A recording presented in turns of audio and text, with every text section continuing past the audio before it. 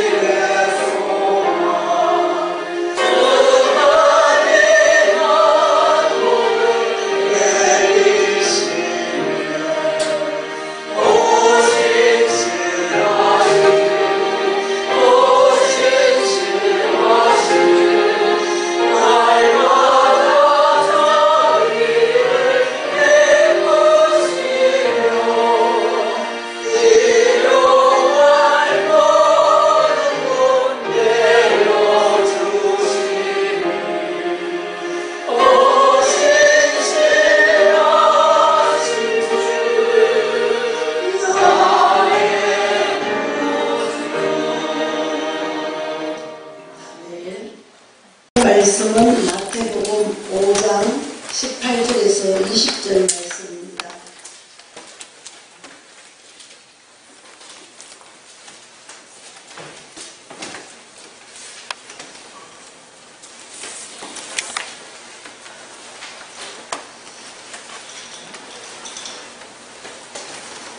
한 목소리로 합독하시겠습니다. 내가 율법이나 선지자를 폐하러 온 줄로 생각하지 말라. 폐하러 온 것이 아니요 완전하게 하려 함이라. 진실로 내게 이르노니 천지가 없어지기 전에는 율법의 1.1획도 결코 없어지지 아니하고 다 이루리라.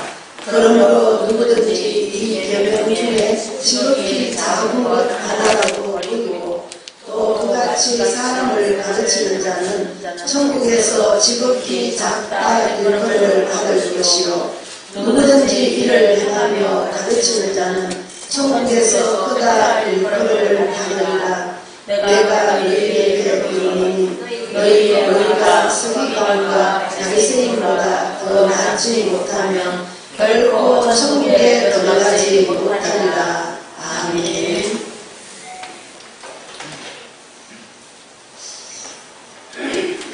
오늘은 율법과 그리스도인과 율법이라는 제목을 가지고 말씀을 전하겠습니다. 예수님께서는 공생애를 시작하시면서 세 가지 사역을 하셨습니다. 그것은 회당에서 가르치시며 천국 복음을 전파하시고 모든 병과 약한 것을 고치시는 사역이었습니다. 많은 사람들이 예수님께서 병을 고치시는 이 기적의 사역을 보고 예수님께 몰려왔고, 이때 예수님은 수많은 인파와 자기에게 쏠리는 이 인기를 피하셔서 산으로 올라가셨습니다. 그리고 조용히 입을 열어 가르치기 시작하신 것이 그 유명한 산상설교였습니다. 산상설교에는 기적이 나타나지 않았습니다. 예수님의 행동에는 기적을 동반하는 행동과 기적을 동반하지 않는 행동이 있습니다. 기적을 동반하는 행동은 그의 복음 사역의 초기에 많이 나타났는데, 이것을 하나님께서 이 기적을 통하여 예수님이 메시아이심을 가르쳐 주시기 위해서였습니다. 그러나 진리가 깊어질수록 예수님의 행동에는 기적보다는 천국의 메시지가 더 많이 나타나는 것을 볼 수 있습니다. 우리는 그동안 산상설교를 들어왔습니다. 예수님께서 참된 크리스찬을 설명하시면서 크리스찬은 모습보다, 외적인 모습보다 내면적인 모습이 더 중요하다고 하시며 그 8가지 성품을 잘 설명해 주셨습니다. 우리가 잘 알듯이 크리스찬은 마음이 가난한 사람, 예통한 사람, 온유한 사람, 의에 줄이고 목마른 사람입니다. 동시에 다른 사람에게 긍휼을 베풀 줄 알며 깨끗한 마음과 양심을 가지고 사는 사람이며, 분열되고 깨어져 있는 이 사회에서 화해자의 모습으로 사는 사람이며, 마지막으로 의를 위해서 핍박과 순교까지 당하는 사람인 것입니다. 예수님은 언제나 겉으로 나타난 행동보다 동기를 더 중요하게 보셨습니다. 무엇을 하느냐보다는 무엇이 되느냐가 산상설교의 첫 번째 중요한 관심사였습니다. 두 번째, 예수님의 관심은 참된 크리스찬이 가지는 이 영향력에 대해서 말씀하셨습니다. 그가 가정에 있든 직장에 있든 어느 사회에 있든 참된 크리스찬으로서 존재할 때는 다른 사람에게 영향력을 주게 되어 있다고 말씀하셨습니다. 그렇다면 크리스찬의 역할은 썩어져가는 이 세상 속에서 소금과 같이 방부제의 역할을 하는 것이고, 어둠을 밝히는 빛의 역할을 하는 것이었습니다. 그렇습니다. 크리스찬은 이 세상에서 소금의 역할을 통해서 사회에 참여를 하고 빛의 역할을 통해서 복음 전도를 하는 사람들입니다. 그러고 나서 예수님은 좀 더 본질적으로 크리스찬의 삶의 양식에 대해서 설명해 주고 계십니다. 그렇다면 도대체 이러한 영향력을 가진 사람이 죄가 많고 갈등이 많고 부조리한 이 세상 속에서 어떻게 살아가야 하고 과연 구체적인 지침은 있는가 하는 것입니다. 우리가 이 부분에 정확하게 신앙이 정리되어 있지 않아서 오늘날 많은 성도들이 신앙생활하면서 분주하기만 하고 바람 부는 대로 흔들리고 있습니다. 본문에서 크리스찬은 분명히 이 세상에서 살아야 할 지침이 있다고 말씀하고 있습니다. 첫째, 크리스찬의 삶과 행동 양식이란 한마디로 의입니다. 이 의는 팔복 가운데 마태복음 5장 6절과 10절에서 같은 주제로 두 번씩이나 다루었던 부분입니다. 하나님께서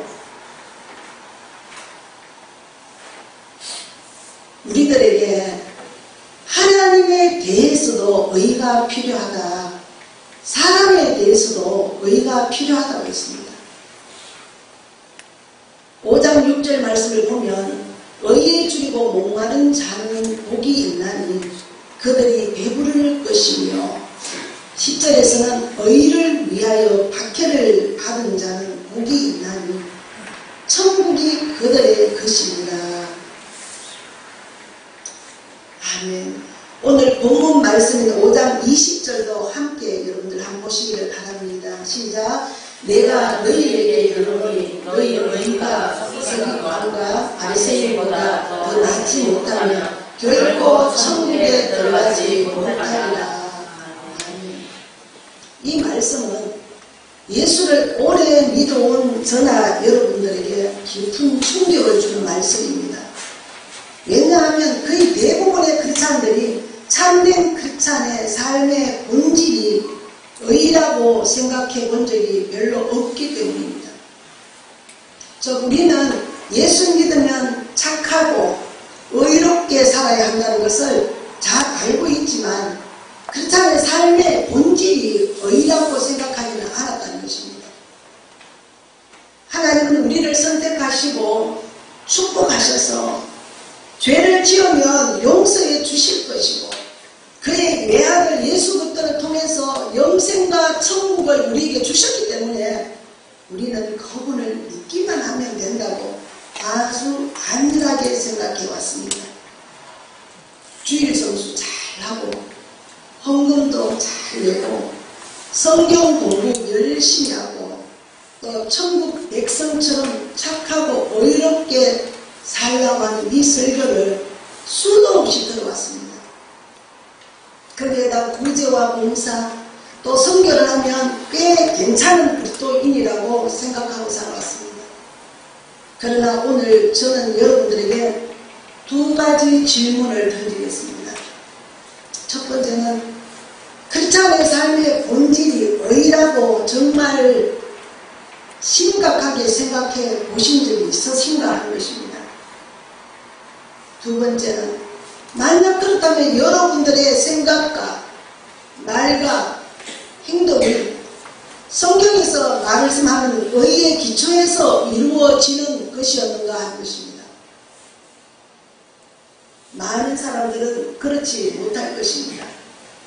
의롭게 살아야 되는 것은 우리가 너무나 잘 알지만 의가 우리의 삶의 본질이라고 하는 사실을 우리는 깊이 해온 것입니다.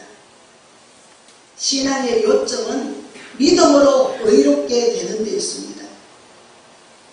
크리스찬이 의롭게 살아야 한다는 절대적인 이 명제는 예수님께서 직접 나에게 구체적으로 하신 명령이라는 것입니다. 우리는 이것을 팔복에서부터 비교해보면 좀 더 명확하게 이해할 수가 있습니다.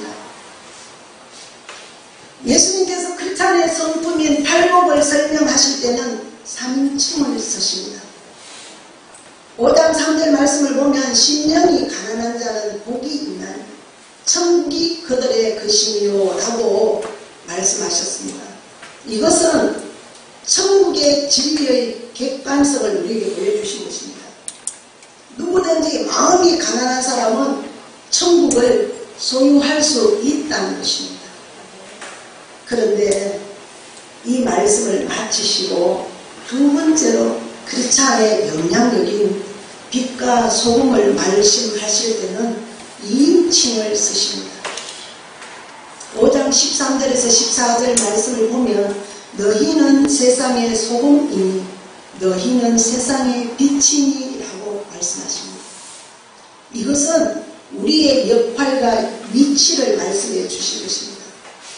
그러나 크리스찬의 삶의 본질인 대한 이 문제를 말씀하실 때는 1인칭으로 말씀하십니다. 마태복음 5장 18절 말씀에 진실로 너희에게 이르노니, 20절에도 내가 너희에게 이르노니 라고 기록되어 있습니다.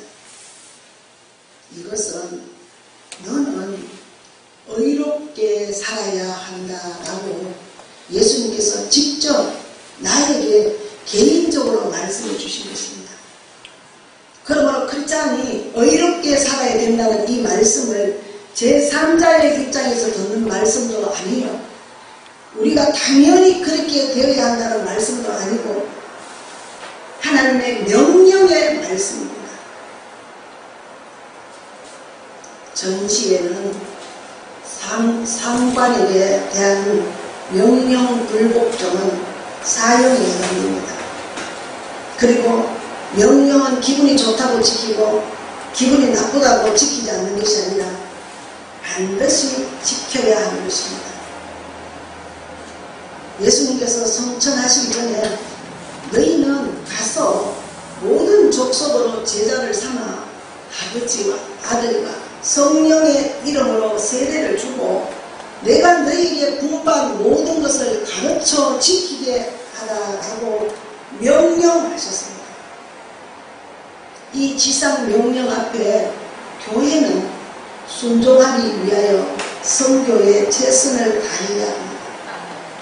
할 수 있고 없고 상관이 없이 교회의 존재는 바로 선교에 있는 만큼 교회는 선교사를 파송하고 선교사를 위해 기도하는 일에 열심을 기울여야 하는 것입니다. 교회가 선교에 대한 명령을 받은 것과 똑같이 예수님이 우리 개인에게 주신 명령이 너는 의롭게 살아야 한다는 것입니다. 오늘 말씀 본문은 4구절로 되어 있는데 이 구절들은 크리스찬이 실천해야 할 의를 명확하게 설명해 주고 있습니다. 먼저 17절과 18절 말씀은 주님의 가르침은 구약의 모든 말씀과 완전하게 일치한다는 것을 보여주는 말씀입니다. 저 그리스도와 율법과의 관계입니다. 19절 20절은 그리스도인의 삶이란 참된 의의 삶이라는 것을 보여주는 말씀입니다. 그리스도인과 율법과의 관계입니다. 이 말씀 후에 나오는 5장 21절부터 7장 전체까지는 산상설교의 모든 말씀을 바로 의에 대한 실제로 예를 든 것입니다. 적용인 것입니다. 먼저 17절 18절에 그리스도와 율법과의 관계를 하나하나 살펴보도록 하겠습니다. 17절을 보겠습니다. 시작. 내가 율법이나 선지자를 폐하러 온 줄로 생각하지 말라. 폐하러 온 것이 아니요 완전하게 하려고 합니다. 아멘.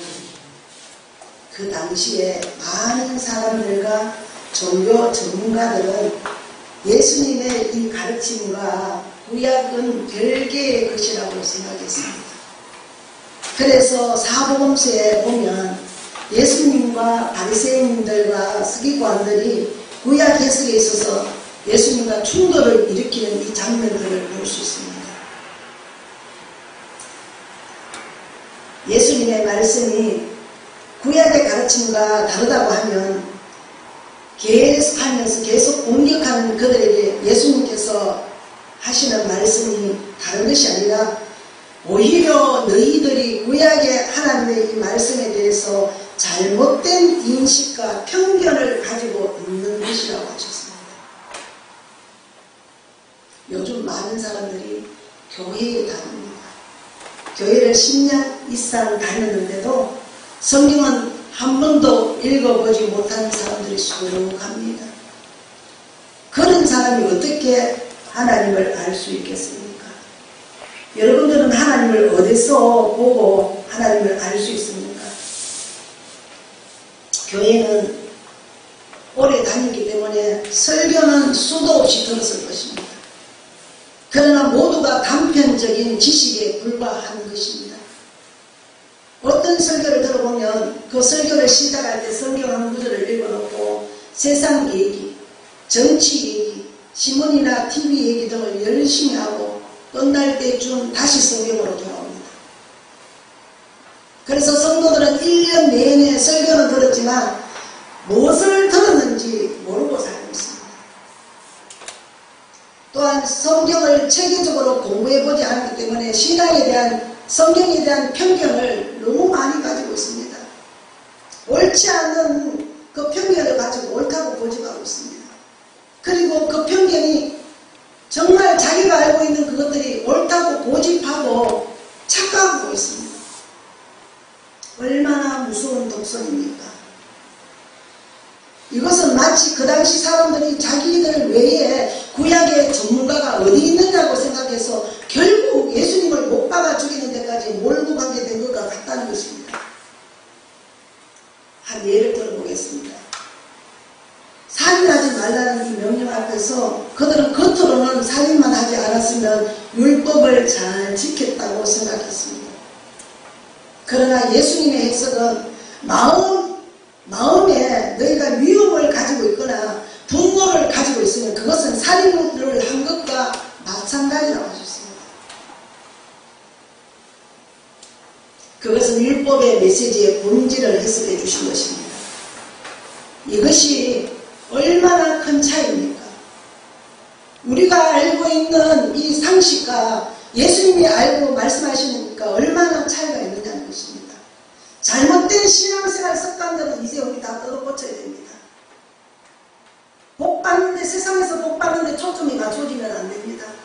내 영혼의 때에 하나님께서 나를 보고 뭐라고 말씀하실까? 거기에 우리가 초점이 맞춰지고 살면 하나님께서는 우리가 이 땅에 사는 날 동안 필요한 모든 것을 공급해 주실 것이라고 말씀하십니다.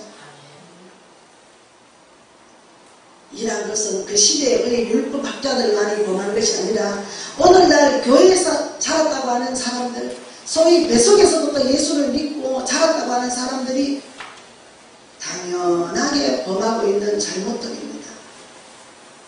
실제로 성경을 보지 않고 말씀을 적당히 들여서 막연하게 아는 잘못된 것들입니다. 이것을 가지고 옳다고 고집합니다. 예수님께서 하신 마태복음 5장 17절의 말씀 중에 내가 율법이나 선지자를 폐하러 온 것이 아니라 완전하게 하려 왔다는 말씀 속에는 몇 가지의 뜻이 있습니다. 첫 번째로 보면 구약의 율법이나 선지자들의 글은 완전하다고 하는 것을 의미합니다. 곧 하나님의 말씀은 완벽합니다. 둘째는 구약의 뜻과 예수님의 뜻이 일치한다는 것입니다. 어떤 사람들은 지금 은혜의 시대에 살고 있는데 우리에게 구약의 율법이 더 이상 필요 없다고 말을 합니다. 그러나 그렇지 않습니다. 구약에 기록된 모든 율법은 1.1회까지 의미가 있습니다. 그리고 은혜와 연합에서 더 완벽하게 하나님의 뜻을 나타내고 있습니다. 셋째는 오히려 예수님의 말씀과 행위가 구약의 말씀을 완성시킨다는 뜻을 가지고 있습니다. 깊은 신앙을 가졌던 사도 바울도 로마서 10장 4절 말씀에서 같은 말씀을 하고 있습니다. 그리스도는 모든 믿는 자에게 의를 이루기 위하여 율법의 받침이 되시느니라. 아멘. 성경에 기록된 모든 말씀에서 예수 그리스도가 보여지지 아니하면 아무 의미가 없고 다만 그것은 사회 개혁 이론에 불과한 것입니다. 예수 그리스도는 하나님의 의를 이루기 위한 율법의 마침이었습니다.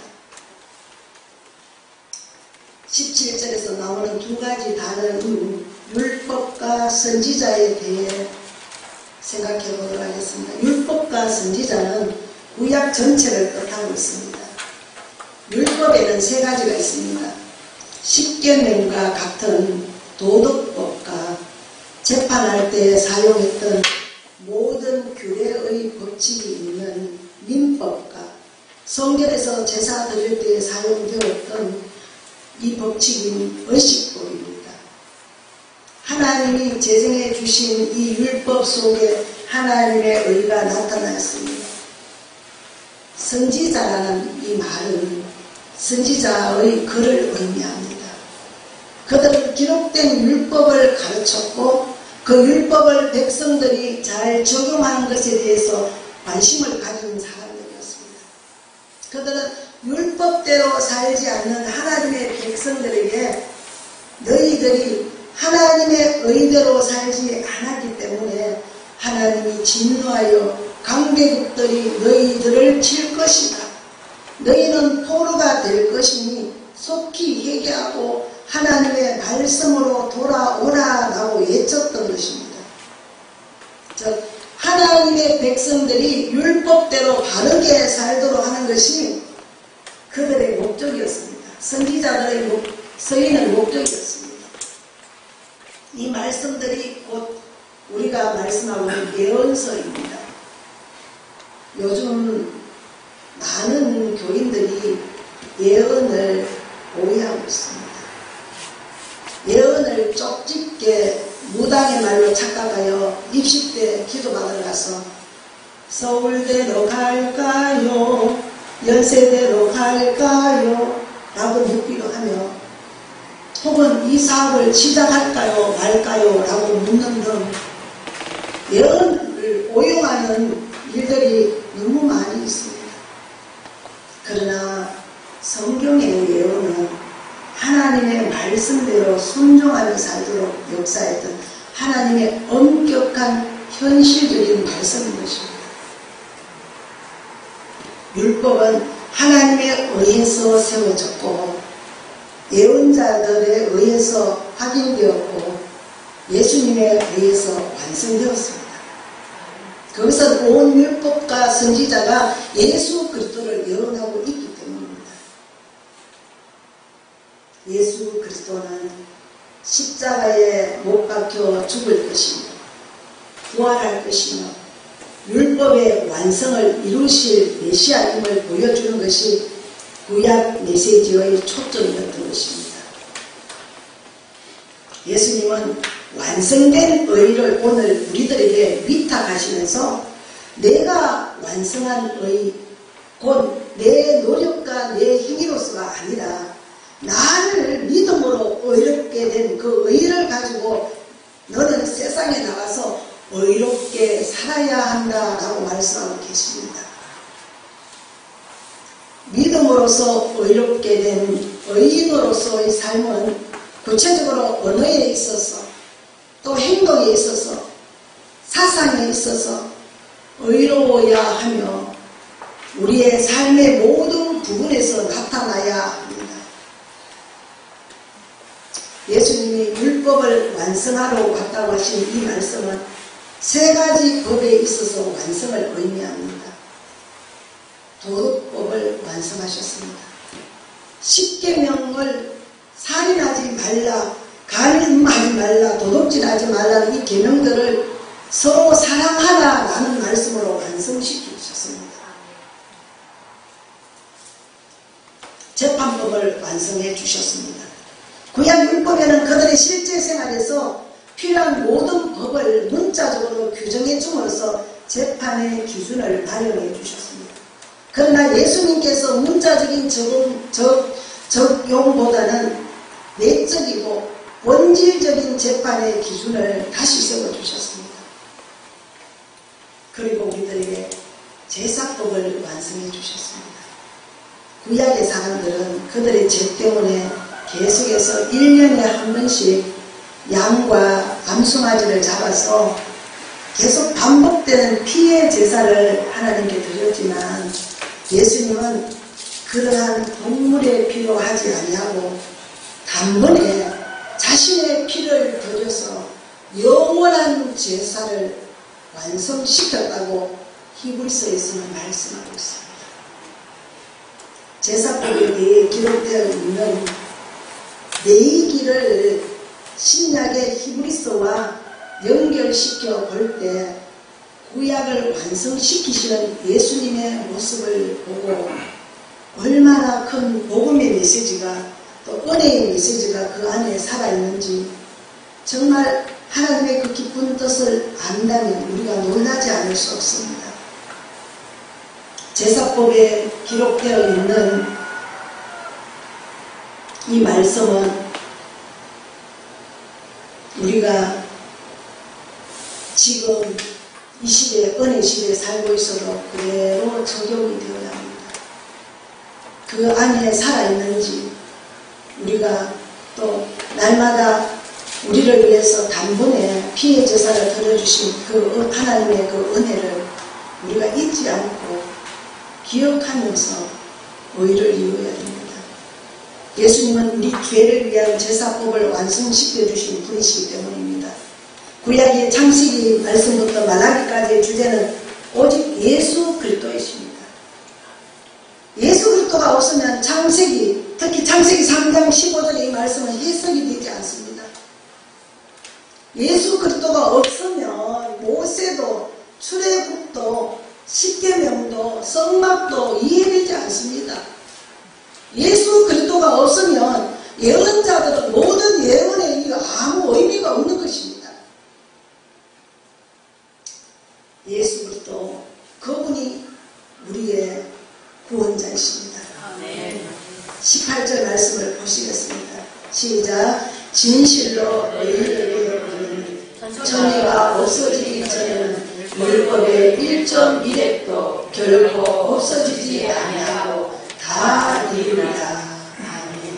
17절과 18절 사이에 헬라어로는 가르라는 단어가 있습니다. 이것은 18절 말씀 때문에 17절의 말씀이 기록되었다는 것입니다. 첫 부분에 내가 진실로 너희에게 이르노니 라는 표현은 예수님께서 아주 강렬하고도 확실한 의도를 나타내실 때 주로 쓰시는 표현이었습니다.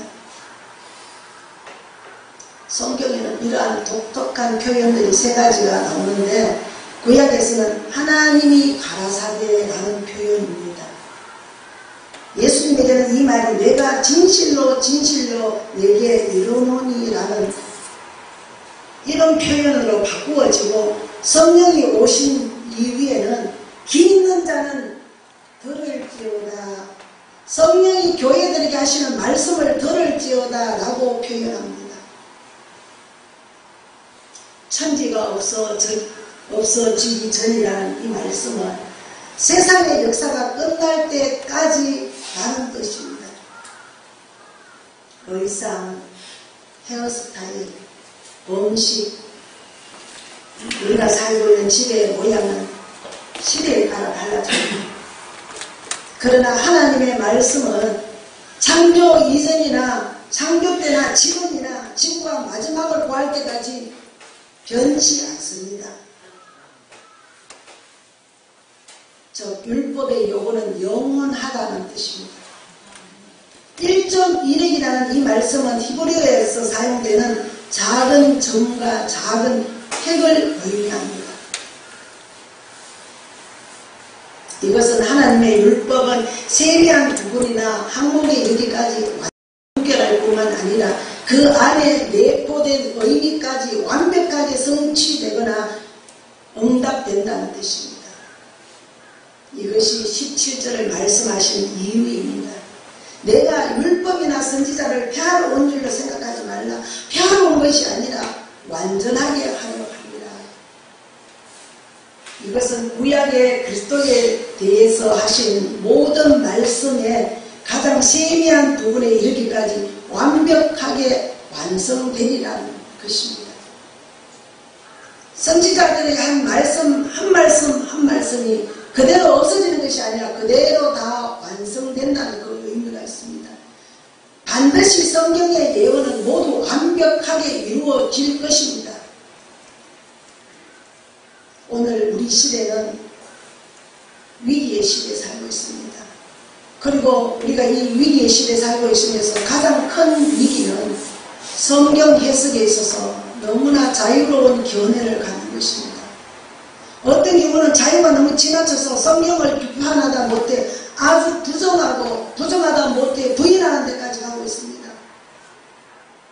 또 어떤 사람들은 이스라엘의 고대 역사에 불과한 이 책이 나와 무슨 상관이 있느냐 이렇게 질문하는 사람들도 있습니다. 역사적으로 성경의 권위가 없어졌을 때 세계는 도덕성이 타락하고 죄악이 만연해져서 1차 대전과 2차 대전과 같은 이 전쟁이 일어났습니다. 또 이스라엘의 역사를 보면 죄악이 그 사회에 만연했을 때 강대국들이 무참하게 이스라엘을 짓밟는 그런 역사를 우리가 성경을 통해서 볼 수 있습니다. 그러므로 우리가 성경을 비판하는 것이 아니라 성경이 우리를 비판하게 해야 합니다.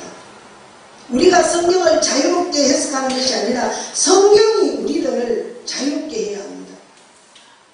성경은 1.1획도 틀림없는 완전한 하나님의 말씀입니다. 바로 이 성경이 오늘날의 역사를 이끌어 나가고 있고 또한 완성시키실 것입니다. 신비는 굉장히 좋은 것입니다. 체험도 참 좋은 것입니다. 그러나 그런 것들은 다 지나가고 맙니다. 남는 것은 오직 말씀뿐입니다. 저와 여러분들이 믿음이 자라지 않고 어릴 때는 하나님이 신비와 여러가지 체험들을 경험하게 합니다. 그러나 장성하고 나면 하나님의 말씀에 그대로 순종하게 되고 복종하게 되고 다르게 됩니다. 하나님의 기적이 우리에게 체험되었을 때에도 말씀이 중요하고 기적이 없을 때에도 말씀이 중요합니다. 여러분, 우리 신앙의 기초가 영원 불변하는 하나님의 말씀 속에 늘 있게 되시기를 바랍니다. 성경 읽기를 게을리하지 마시기를 바랍니다. 여러분들 하나님을 믿는다고 말씀하시는데 하나님을 어디서 찾습니까? 하나님의 성품을 어디서 알 수 있습니까? 하나님 나라의 일들을 어디서 알 수 있습니까? 성경에 있습니다. 목사의 말 속에서가 아니라 목사의 말 속에도 성경 말씀이 나오지 않으면 그건 아무것도 아닙니다. 성경에 있습니다. 성경 읽는 일을 여러분들 게을리하지 마시길 바랍니다. 특히 젊은이들은 젊을 때 성경을 많이 또 부지런히 묵상하시길 바랍니다. 큐티를 하다 보면 성경의 작은 부분만 보게 되기 때문에 우리는 성경을 전체적으로 이런 것을 놓치기가 참 쉽습니다. 성경은 전체로도 읽어야 하며 부분적으로도 읽어야 합니다. 그리고 이 성경 속에서 예수 그리스도를 발견해야 하며 그분으로 말미암아 이루어진 이 의를 발견해야 합니다. 율법의 요구, 곧 하나님의 요구는 영원하다는 이 사실을 기억하시길 바랍니다. 시편 119편 103절의 말씀이 우리의 고백이 될 수 있게 되시길 바랍니다. 주의 말씀에 맛이 내게 어찌 그리 단지요 내 입에 꿀보다 더 단이다. 아멘. 특별히 이성과 상식과 합리와 타락이 지배하는 이 시대에 살고 있는 우리는 성경 말씀을 지키며 변호하며 보호해야 할 책임이 우리에게 있습니다. 디모데후서 2장 15절에 너는 진리의 말씀을 옳게 분별하며 부끄러울 것이 없는 일꾼으로 인정된 자로 자신을 하나님 앞에 드리기를 힘써라라고 말씀하셨습니다. 이때 하나님께서 원하시는 진정한 의의 삶이 우리 안에서 이루어질 것입니다. 저는 우리가 이제껏 편견을 가지고 성경을 전체적으로 또 때로는 세밀하게 들어가서 잘 알지 못하여서 정말로 우리가 우리의 고집과 아집 그걸 또 신앙생활을 하면서 착각하고 살았던 모든 부분들을 이 말씀을 들으면서 여러분들 다시 한 번 더 정리하게 되시기를 바랍니다. 그래서 이제는 정말 자다가 깰 때입니다.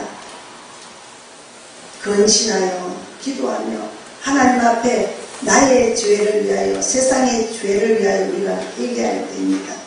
그래서 하나님께서 원하시는 진정한 의인의 삶이 우리 안에서, 우리 교회 안에서 이루어지게 되실 것을 부탁을 드립니다. 기도드리겠습니다. 살아계신 아버지 하나님 감사합니다. 우리의 삶의 본질인 아버지 이 의를 말씀하여 주셨습니다. 하나님 앞에서 아버지 하나님 의가 필요하고 사람에게도 이 의가 필요한데 우리는 이것이 우리의 삶의 본질이라고 생각하지 않고 살았습니다. 외면하고 살았습니다. 또 몰라서 그렇게 살았습니다.